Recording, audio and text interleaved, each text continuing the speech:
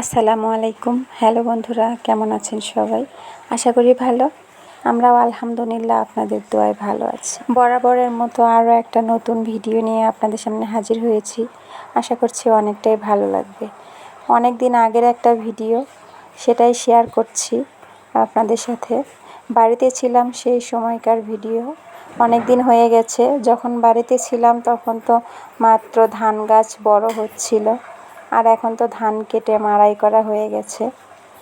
তো পড়েছিল, ভিডিওটা দেয়া হয়নি, এখন ভিডিওটা দিচ্ছি, দেখতেই থাকুন। বাড়িতে গিয়ে আমি কি করেছি সেই সব কিছুই আপনাদের সাথে শেয়ার করেছি। সেই সময়ে আমার বাবার বাড়িতে ছিলাম, সেইখানেরই ভিডিও করেছিলাম। আলুর সময় ছিল, পেঁয়াজের সময় ছিল, নতুন নতুন যত সবজি সেই সময়ে আমার বাবার বাড়িতে হয়েছিল। বিশেষ করে আমার বাবার বাড়িতে প্রত্যেকটা সবজিই হয়, যখন যেটার সময় সব কিছুরই চাষ করা হয়। তো সেগুলোই শেয়ার করতেছি। আলু, পেঁয়াজ, মিষ্টি কুমড়ো, সেই সময়টাতে পেঁয়াজ তোলার সময় ছিল, আমিও জমিতে গিয়েছিলাম, সেটাও শেয়ার করব। অনেকগুলো পেঁয়াজ তুলে নিয়ে এসে আঙিনার মধ্যে দিয়েছিল, সেটাও দেখাচ্ছি। খুব বেশি ভালো হয়নি পেঁয়াজটা।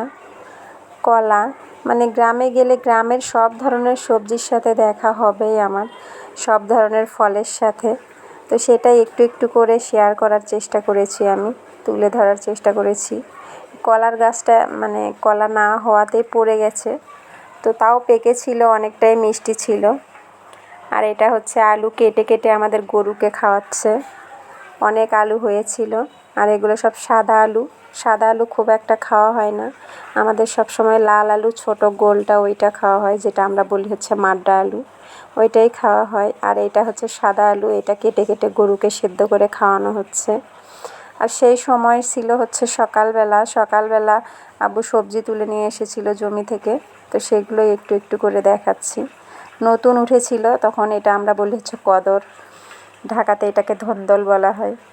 তো এই কদরটা নতুন উঠেছিল মাত্র, আমাদের গাছ থেকে সজনা পেড়েছিল অনেকগুলো।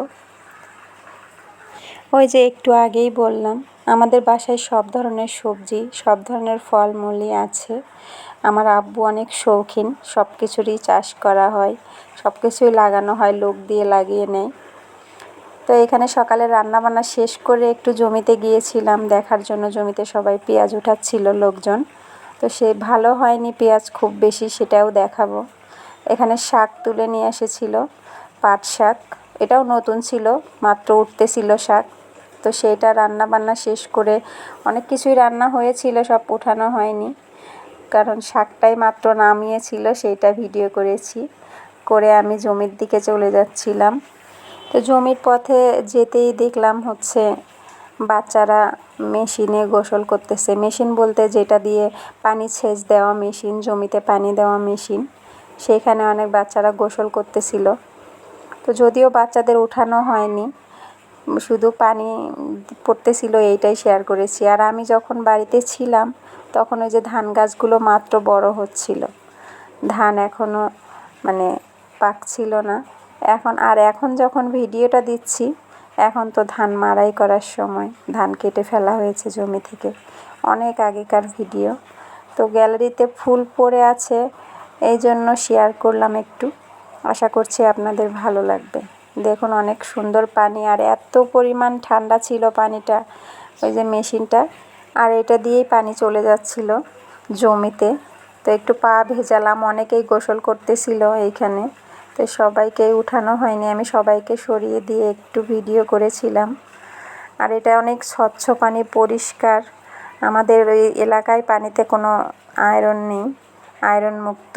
আর অনেক প্রচুর পরিমাণে গরম ছিল, গরমের মধ্যে সবাই এখানে গোসল করতে গেছিলো, আমার বাচ্চারাও করেছিল। বাচ্চারা গ্রামে গেলে তো যা খুশি তাই হয়ে যায়, তো ওরাও গোসল করতেছিল।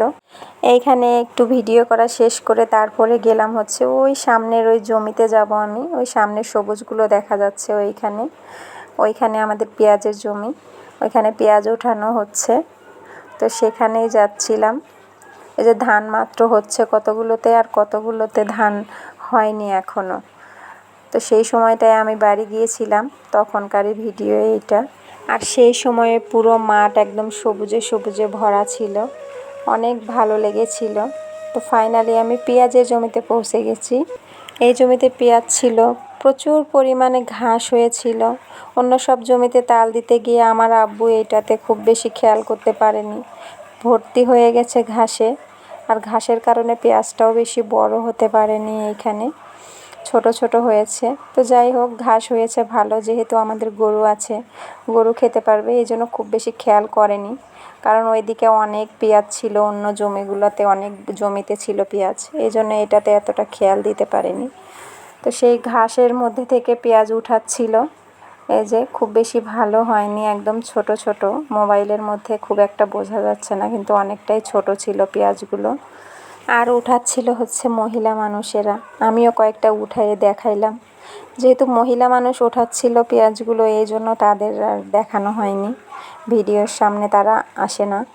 তো এইখানে কি আমি আবার চলে এসেছিলাম বাড়িতে, কারণ অনেক রোদ ছিল, প্রচুর পরিমাণে গরম ছিল। তো অনেকটাই উঠিয়ে ফেলেছে ওনারা, আমি বাড়িতে চলে এসেছিলাম।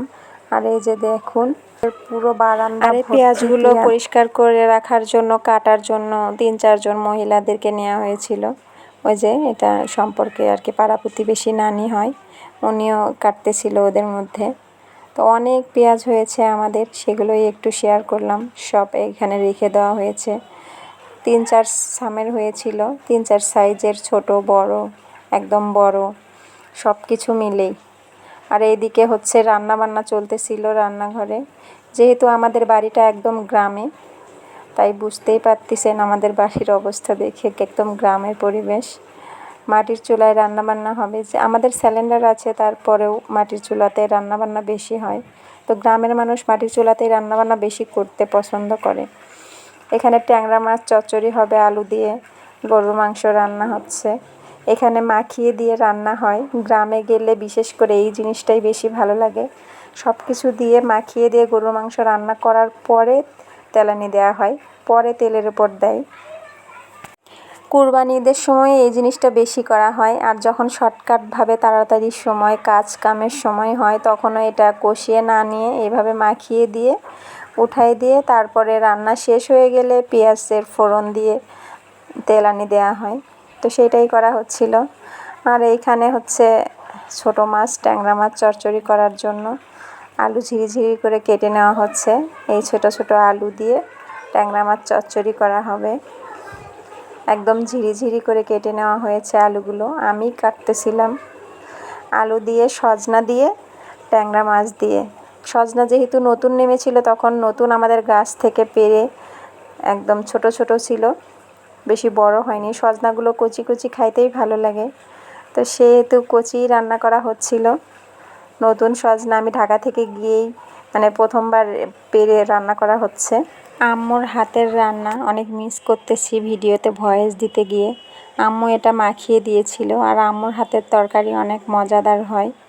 তো এদিকে রান্না হচ্ছিল, এদিকে গেস্ট এসেছিল, তার জন্য নাস্তা রেডি করতেছিলাম। আপেল, মালতা, চানাচুর এগুলোই রেডি করে দিয়েছিলাম গেস্টকে দেওয়ার জন্য। আর এদিকে মাটির চুলায় রান্নাবান্না রেডি হচ্ছিল, সব কিছু রান্নাবান্না হচ্ছিল। বিকেলের নাস্তা তৈরি করব, তার জন্য আব্বু বলেছিল একটু হচ্ছে সেমাই রান্না করতে। এখানে গরুর মাংস রান্না হয়ে গেছে, তারপরে মাছ চচ্চড়ি চুলায় দিয়ে আমি একটু দুধগুলো গরম করতেছিলাম গ্যাসের চুলায়, সিলিন্ডারে। যেহেতু গরমের দিন, সন্ধ্যাবেলায় আর চুলার পাড়ে আসা যাবে না, তাই দুপুরবেলায় সব রান্নাবান্না কমপ্লিট করে নিয়েছিলাম। এই যে সেমাইয়ের জন্য দুধ তুলে দিয়েছি। আর এদিকে আব্বু জমি থেকে শশা উঠায় নিয়ে চলে এসছে, একদম টাটকা শশা। সেই শশাগুলো একটু শেয়ার করলাম আপনাদের সাথে। আর এই যে সেমাই হয়ে গেছে, বিকেলের নাস্তা। সেমাইটা আমি রান্না করেছিলাম একদম সুন্দর দুধ দুধ করে। মাছ চচ্চড়ি হয়ে গেছে, সকালের শাক ভাজি ছিল একটু, সেটাও একটু দেখাইলাম। গরুর মাংস, সেমাই, মাছ চচ্চড়ি সব কিছু মিলেই রান্নাবান্না শেষ করলাম। অনেক কিছুই শেয়ার করলাম। যদি ভিডিওটা ভালো লেগে থাকে একটা লাইক করবেন, কমেন্টস করবেন। আর সবাই ভালো থাকবেন, সুস্থ থাকবেন। সবার ভালো থাকা, সুস্থ থাকা কামনা করে আজকের ভিডিওটা আমি এখানেই শেষ করছি। তার আগে বলে দিচ্ছি, এটা আমাদের জমির মরিচ, একদম লাল টকটকা। আম্মু রোদে দিয়েছিল, সেটা একটু শেয়ার করলাম। তো ভালো থাকবেন, আল্লাহ হাফেজ।